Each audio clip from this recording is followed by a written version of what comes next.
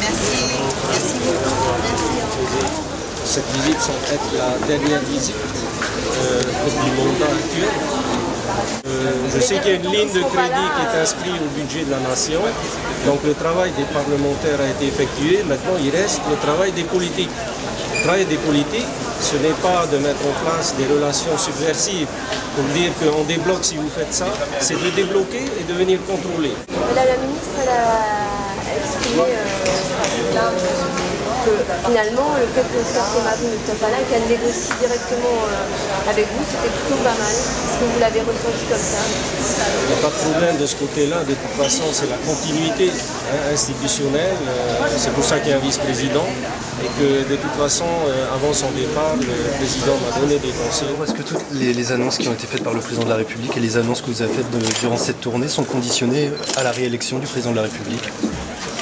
Je ne vois pas pourquoi vous posez cette question.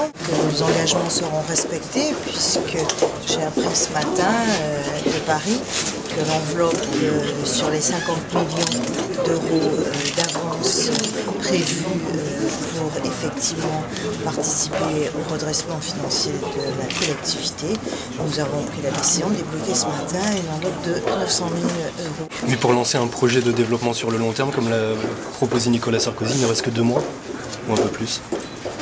Je crois qu'il faudrait que vous suiviez un peu l'actualité en Outre-mer. Je suis venue m'adresser aux Polynésiens, essayer de trouver avec le pays des solutions. Le vice-président de Polynésie dit que vous entretenez avec la Polynésie des rapports troubles.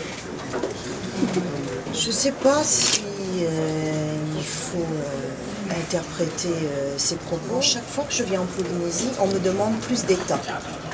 Et souvent, ce sont les élus qui me demandent plus d'État, un accompagnement financier.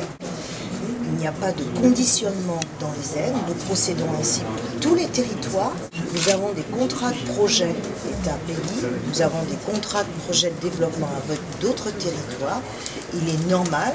Je rappelle que s'agissant de finances publiques, ce sont les impôts des contribuables, des Français, et donc nous devons nous assurer que la dépense publique est bien utilisée. Je crois qu'il faut qu'on parle beaucoup des Polynésiens.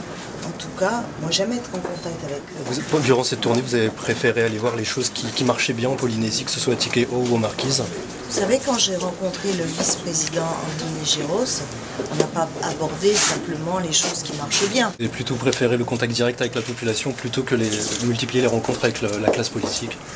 J'ai dit à mon arrivée que les fois où j'étais venue en Polynésie, j'avais consacré beaucoup de temps à l'institutionnel parce que c'était le calendrier qui l'imposait.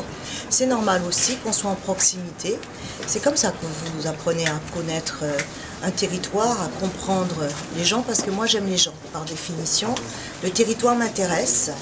Je comprends effectivement qu'on puisse se préoccuper des sujets notamment concernant la biodiversité, les richesses naturelles. Mais pensons aux hommes et aux femmes qui vivent sur le territoire aussi.